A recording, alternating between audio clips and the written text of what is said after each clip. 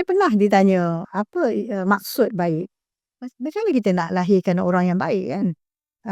Saya terfikir-fikir, baik ini sebenarnya adalah bila orang tu sendiri, dia bukan saja baik, dia boleh baikkan orang. Dia sendiri ada influence untuk orang juga menjadi baik.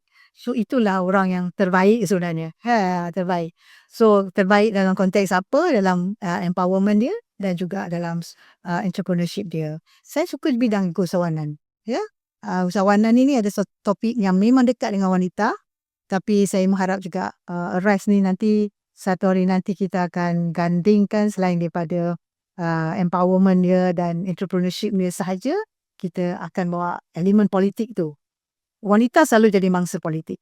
Jadi dengan itu kita akan bercerita tentang apa dia uh, uh, apa kata tips-tips untuk kita politik itu satu tidak mengganggu kita. Yang keduanya bagaimana kita mengelak politik.